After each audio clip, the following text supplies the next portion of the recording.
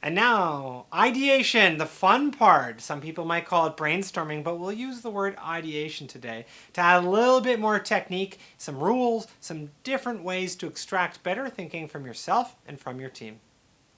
The typical problems when it comes to ideation that I often run into would be people worried that their group is going to stick to the path or missing out on ideas that are so close within one's grasp. And this is where the solution is, as we started today, trying to find ways to look at your problem from multiple perspectives. So we're going to do a little bit of that, and the easy answer is that there's lots of answers, but the lots of answer to this question is that there are all sorts of workshops you could do with your team. I'm going to walk you through a number of them. None of them are necessarily right or wrong for your given project. It's that what you're trying to do more specifically is get yourself out of the normal train of thinking. So let's start off with an example of a disruption workshop and when I would use it. Personally, I love disruption workshops where you first try to destroy yourself and rebuild. In particular, when I hear problems about trying to get buy-in, we can't get our senior leaders to always try new ideas, or when there's different goals for different groups, we have silos and this department acts differently and we don't always communicate, or when there's generally a lack of focus in terms of the problem that we as an organization are trying to solve. The case study I'll give you here is NASA and prototyping the journey to Mars. I've had the childhood fantasy come true of being able to go to NASA and work on I think about 7 workshops, half days or whatever with them, as well as a number of trend projects. And I think probably my favorite one was the first one I did, which was about prototyping the journey to Mars.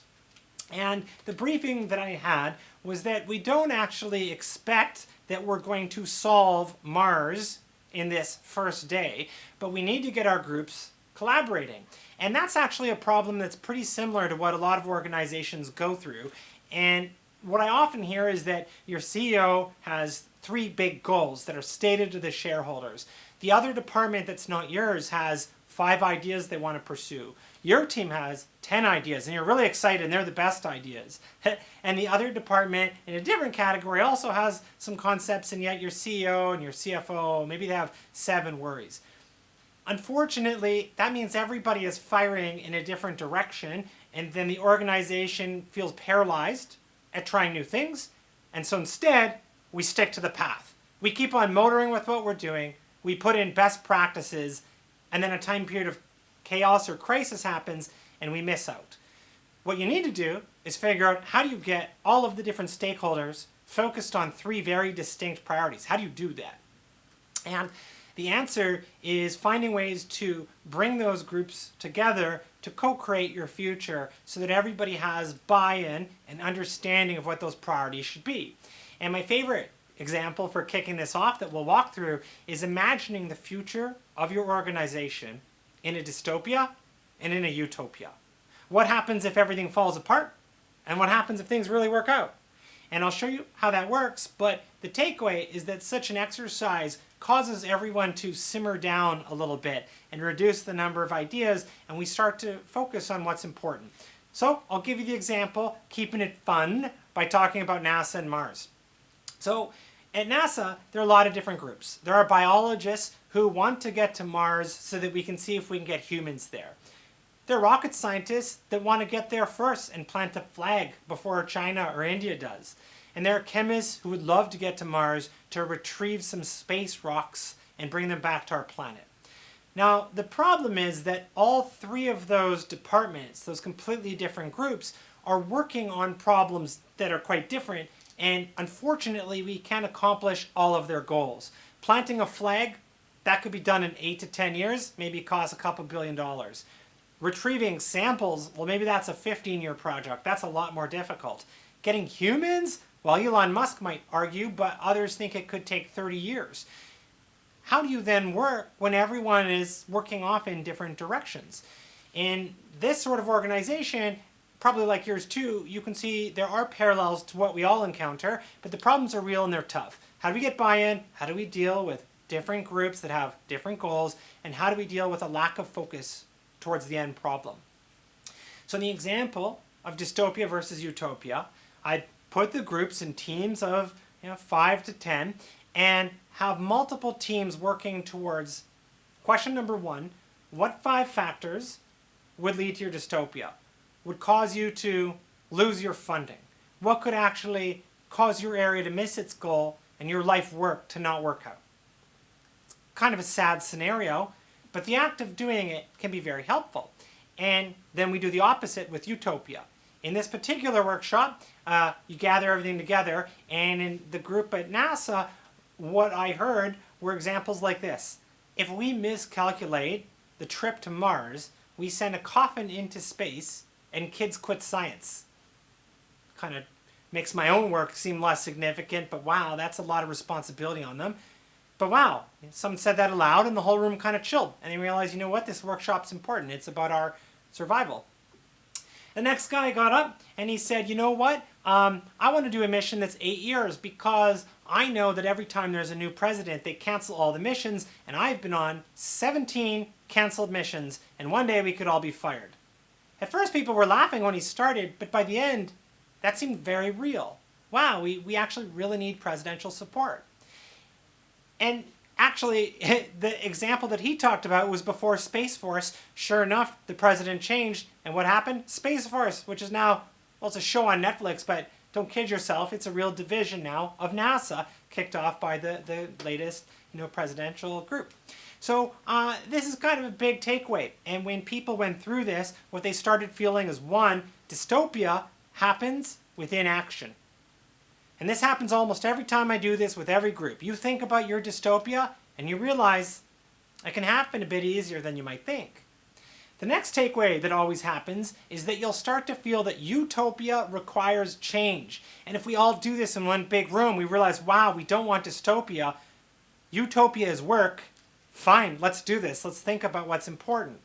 And in the NASA group, what it boiled down to was, okay, there's 3 things we need to focus on. Public support, short-term wins, and collaboration.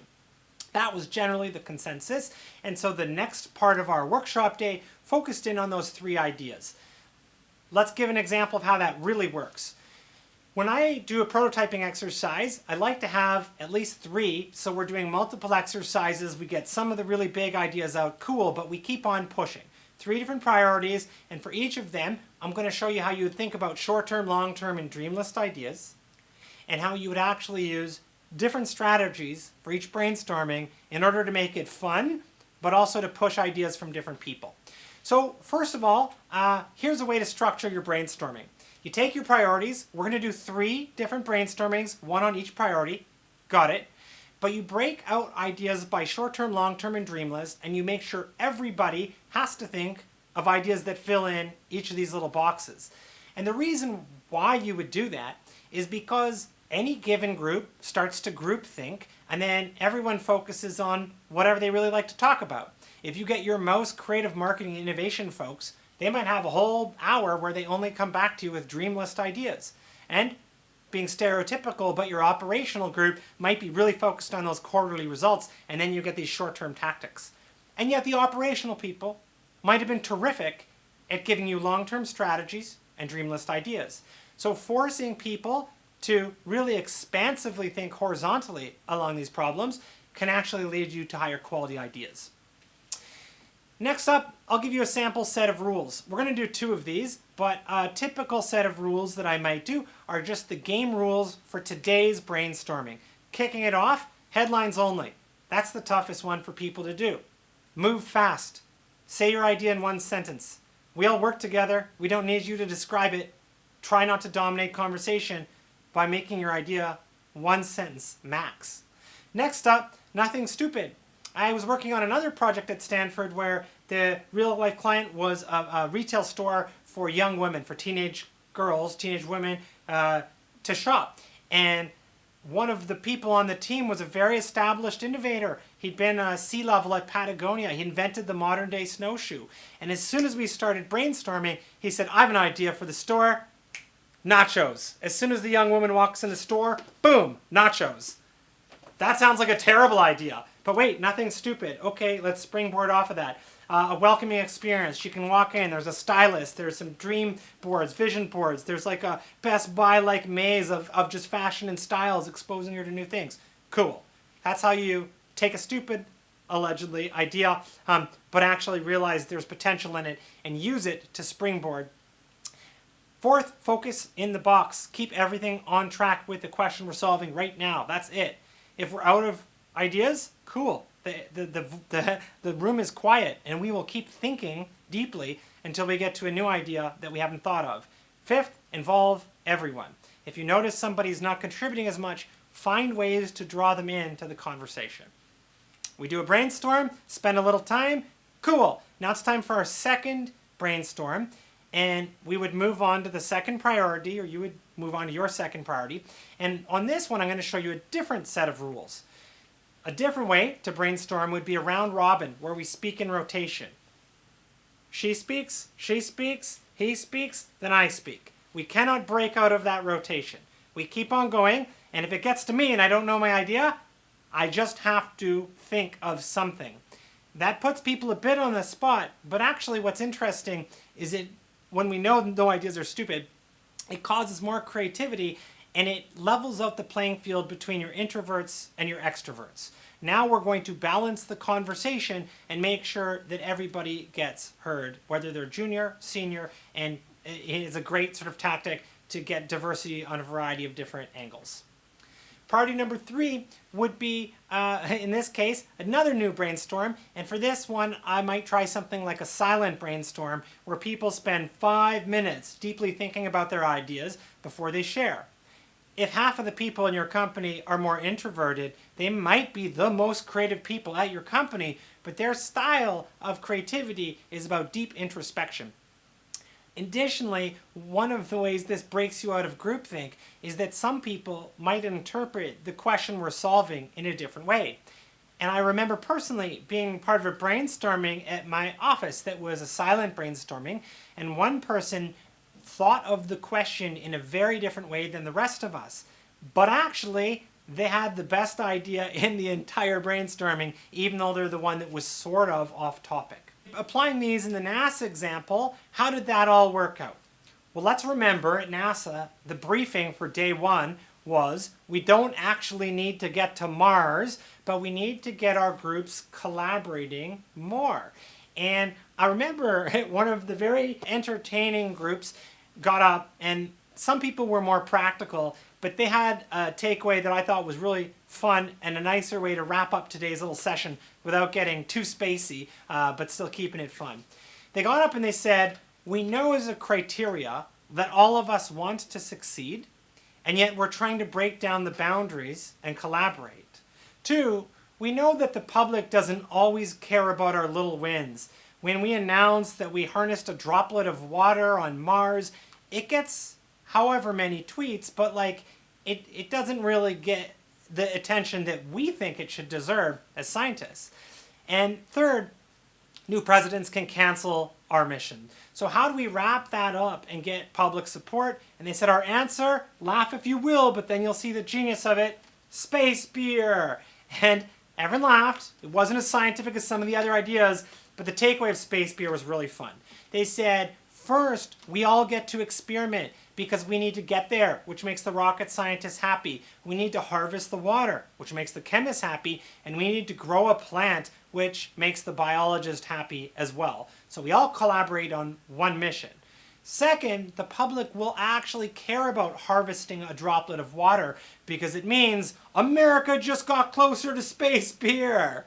And that's awesome. Third, you try being the American president who cancels America's mission to brew beer on Mars. Not possible. Space beer. Now, let's recap here, because I don't want space beer's awkwardness to be the distraction. The takeaway for real life problems that we've repeated with CEOs, world leaders, billionaires, is that smart people like you, we get caught into situations where we're trying to get buy-in from other people. We get put in organizations where we realize there's lots of different goals and groups and we need to try and bring them together, and there can be a lack of focus. That's what's happening at NASA. It's probably something you encounter as well. So what did we do? We focused down the priorities by imagining dystopia versus utopia. That allowed us to co-create a common vision. Then we used method to get to the top 3 priorities. We separated our short-term, long-term, and dream list ideas, and we had separate brainstormings equipping people with different tools to extract better thinking from their teams. In almost any situation, your step 1 is trying to find a way to bring people together to work towards a common vision and co-create out the potential of what could be. 2, innovate inside a box and find ways to be very methodical about actually extracting deeper and deeper thinking from your team using different rules that mix things up.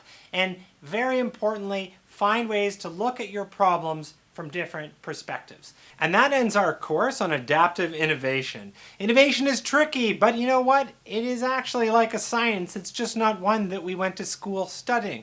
There are many proven tactics and techniques that you can do to increase your performance and your likelihood of finding a new, bold breakthrough idea. So I encourage you to put together some of your very best ideas, get them out there in the market and test them, and good luck in your world as you create the future.